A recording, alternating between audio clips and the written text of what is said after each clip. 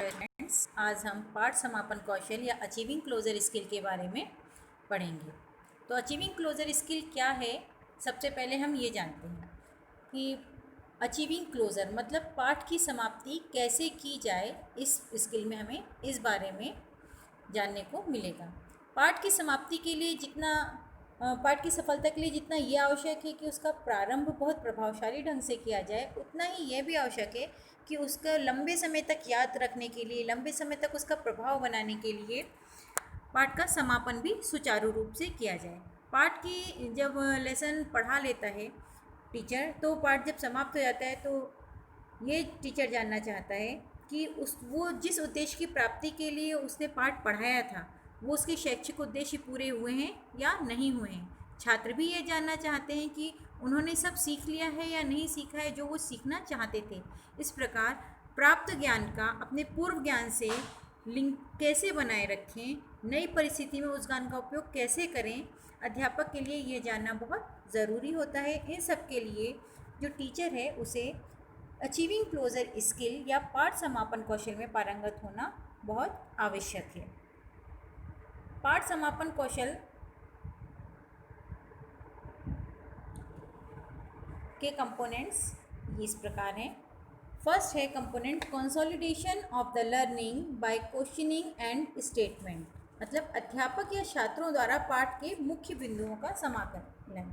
मतलब पाठ जब पढ़ा रहा है इस टीचर, तो उसके बाद जब समाप्ति की कगार पर आ जाता है तो पाठ के मुख्य बिंदुओं पर जिन पर चर्चा हो चुकी है उस पर नई समस्याएं उपस्थित करके प्रश्न पूछकर इनको एक समाकलन करना। इस प्रक्रिया में ये पता चलता है कि छात्र को कितना ज्ञान प्राप्त हुआ है, छात्र कहाँ तक समझ पाए हैं, और यदि उसमें कुछ कमी रह गई है समझने में तो अध्यापक उसको किस प्रकार से पूरा कर सकता है। इसके लिए छात्र से जो अध्यापक है वो छात्र से प्रश्न पूछ सकता है, कोई फ्लो चार्ट बना सकता है और उसके माध्यम से वो उनके सामने एक प्रॉब्लम प्रस्तुत करता है, जिससे कि छात्र अगर उत्तर दे पाते हैं उसका तो टीचर समझ जाता है कि जिस शैक्षिक उद्देश्य को लेकर टीचर ने पाठ पढ़ाया था वो शैक्षिक उद्देश्य पूरे हो गए हैं।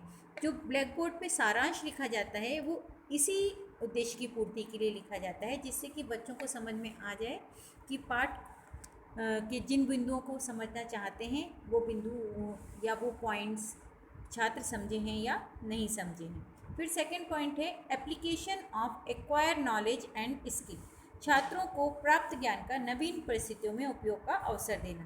कि टीचर ने जो पढ़ाया है छात्रों को, उसको वो किस तरह से काम में ला सकें, इसके लिए जो टीचर है उनको कहानी, परिस्थिति वर्णन या समस्या उपस्थित करके जांच करते हैं। ये प्रश्नों के द्वारा भी जांच कर सकते हैं। इससे बच्चों में प्राप्त ज्ञान स्थायी रूप से आ जाता है। ये जान पाते हैं कि जो मुख्य बिंदु हैं उनको किस तरह से समाकलित किया जाए या नहीं किया जाए, नई परिस्थितियों में वो उपयोग कर पाएंगे या नहीं कर पाएंगे। इस तरह से वो एक्वायर नॉलेज का उपयोग कर सकते हैं। फिर थर्ड है कॉग्निटिव लिंक, मतलब वर्तमान ज्ञान का पूर्व ज्ञान से संयोजन। कि बच्चे पहले जितना पाठ पढ़ाए जाने से पहले जितना ज्ञान रखते थे वो उनका क्या कहलाता है? पूर्व ज्ञान कहलाता है। और वर्तमान पाठ जो पढ़ाया गया है, जो उन्होंने उससे ज्ञान प्राप्त किया गया है, वो उनका वर्तमान ज्ञान कहलाता है। तो इस प्रकार दोनों ज्ञान में किस प्रकार से लिंक बनाएंगे, एक दूसरे से किस प्रकार से संबंध बताएंगे, मानव जीवन में इसका क्या उपयोग है, अब इस ज्ञान को पूर्व ज्ञान से जोड़कर अपने नई परिस्थितियों में आने वाले लेसन में उनको किस तरह से उपयोग में लाए जाएंगे, ये करने के लिए जो टीचर है अच्छे से लिंक करता है, जिससे कि बच्चों को अच्छे से समझ में आ सके। नेक्स्ट है relation between exercise with acquire knowledge, वर्तमान ज्ञान का अभ्यास से संयोजन। जो भी टीचर ने पढ़ाया है उसको वो किस तरह से जांचेगा? बच्चों को होमवर्क देगा। होमवर्क किस तरह प्रकार का होगा ये टीचर के ऊपर डिपेंड करता है। वह वर्तमान ज्ञान और पूर्व ज्ञान को लिंक करके जो होमवर्क देगा उससे बच्चे जो आंसर देंगे, आंसर में ये मालूम पड़ेगा कि बच्चों को कितना समझ में आ गया है। जो ये होमवर्क है वो विस्तृत प्रश्न भी हो सकते हैं, वस्तुनिष्ठ प्रश्न भी हो सकते हैं, मतलब लॉन्ग आंसर भी हो सकते हैं, शॉर्ट आंसर भी हो सकते हैं, ऑब्जेक्टिव टाइप भी हो सकते हैं, कोई एक्सपेरिमेंट भी हो सकता है, डायग्राम भी दे सकते हैं, फ्लो चार्ट भी बनाने को दे सकते हैं। इस तरह से किसी भी प्रकार से होमवर्क दिया जा सकता है। अब हम ये देखते हैं कि ये इसका टीच प्लान कैसे बनता है। टीच प्लान में सबसे पहले, जैसे कि हमने सेट इंडक्शन में देखा था कि बोर्ड पर date, subject, topic, class, period and time लिखते हैं। ये मैं आपको पहले ही बता चुकी हूँ कि सब्जेक्ट आपका अपना सब्जेक्ट होगा, हिंदी, गणित, मैथ्स, साइंस, बायो, जो भी आपका है सब्जेक्ट में लिखेंगे। टॉपिक आप उससे रिलेटेड लिखेंगे। टाइम 5 to 7 मिनट्स ही रहेगा। फिर इसके बाद जो भी आपने सेट इंडक्शन में जैसे प्रस्तावना दी, उसके बाद नेक्स्ट जो 6 स्किल हैं, सेट इंडक्शन के बाद जो 6 स्किल पढ़ी हैं उनके आधार पर प्रेजेंटेशन देंगे। देन लास्ट में आएगा पाठ समापन कौशल, मतलब पाठ समापन कौशल means achieving closure skill. Achieving closure skill में आप पूरे पाठ के प्रेजेंटेशन के बाद जनरलाइजेशन करेंगे। जनरलाइजेशन मीन्स जो भी आपने अभी तक पढ़ा है, पढ़ाया है, उसका सारांश प्रस्तुत करेंगे। जैसे कि मैंने यहाँ पे मैथ्स में पढ़ाया है ट्रिग्नोमेट्री रेशियो। ट्रिग्नोमेट्री रेशियो, तो यहाँ पर मैंने इसी का जनरलाइजेशन किया है कि ट्रिग्नोमेट्री में मैथमेटिक की एक ब्रांच है जिसमें एंगल्स के बारे के स्पेसिफिक फंक्शन के बारे में बात की जाती है। उनका क्या काम है, उनको किस तरह से यूज़ करना है, वो कितने प्रकार के होते हैं, उसके क्या फॉर्मूले हैं, ये सब हमने यहाँ पर बताया है। इसी प्रकार हिंदी वाले हिंदी का जो लेसन पढ़ा है उसके बारे में यहाँ ब्रीफ डिस्क्रिप्शन देंगे। साइंस वाले साइंस के बारे में बताएंगे। जो भी आपका कंसर्न सब्जेक्ट है, जो भी आपने टॉपिक पढ़ाया है, उसके बारे में सामान्य साधारण सा डिस्क्रिप्शन यहाँ पर देंगे जनरलाइजेशन में। उसके बाद teachers activity, student activity and component रखेंगे। टीचिंग पॉइंट में वो आ जाएगा कि जो आपने पढ़ा है किस पॉइंट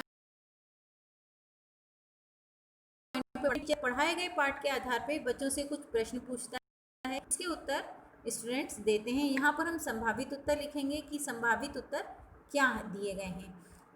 और ये कंपोनेंट में स्किल के कंपोनेंट आ जाएंगे। फर्स्ट है आपका consolidation of learning by questioning and statement ना, क्वेश्चन के द्वारा बच्चों से पूछ रहे हैं, बच्चों ने जो आंसर दिए उसके आधार पर आप फिर उनसे नेक्स्ट क्वेश्चन पूछेंगे कि उनके पूर्व ज्ञान से संबंध बताते हुए नेक्स्ट क्वेश्चन पूछेंगे। कॉग्निटिव लिंक रहेगी, मतलब प्रश्नों से संबंधित नेक्स्ट क्वेश्चन पूछेंगे। इस तरह से आप पूरा अपना प्रेजेंटेशन के बाद जो जनरलाइजेशन से क्वेश्चन आंसर करके ये कंप्लीट कर लेंगे। देन बच्चों को होमवर्क देंगे। होमवर्क में आप शॉर्ट क्वेश्चन दे सकते हैं, लॉन्ग क्वेश्चन दे सकते हैं, फ्लो चार्ट दे सकते हैं, कोई मॉडल बनाने को दे सकते हैं, किसी प्रकार का असाइनमेंट तैयार करने के लिए भी दिया जा सकता है। फिर सबसे लास्ट में आ जाएगी आपकी ये टैली शीट। टैली शीट में सबसे फर्स्ट नंबर आएगा serial number, components, minimum, average and maximum. ये मिनिमम, एवरेज एंड मैक्सिमम क्या है कि किस कंपोनेंट का बच्चे ने मिनिमम यूज़ किया है, किसका एवरेज यूज़ किया है और किसका मैक्सिमम यूज़ किया है। यहाँ पर कंपोनेंट्स में इस स्किल के जो चारों कंपोनेंट्स है वो लिखेंगे और आप इसको इस तरह से छोड़ देंगे। जो आपका ऑब्जर्वर है, जो आपको टीच करते हुए देखेगा, वो इस टैली शीट को भरेगा और इसके आधार पर आपको फीडबैक देगा। इस फीडबैक के आधार पर जो आपकी कमियां होंगी उनको आप पूरा करेंगे और फिर से रीटीच प्लान बनाएंगे। रीटीच प्लान सेम इसी प्रकार का होगा जैसे कि टीच प्लान बना हुआ है, और फिर वापस से टैली शीट बनाएंगे और फिर आप उसको वैसे ही छोड़ देंगे। ऑब्जर्वर फिर से आपका फीडबैक लेगा और उसको कंप्लीट करेगा। नेक्स्ट फिर आप उसके नीचे आ जाएगा लेफ़्ट साइड में observer sign and right side में स्टूडेंट टीचर साइन, जहाँ पर आपके साइन होंगे। इस तरह से ये पूरा लेसन प्लान कंप्लीट हो जाता है। अगर आपको इसमें कुछ भी समझ में नहीं आया हो तो आप मुझसे कंसल्ट कर सकते हैं। Thank you.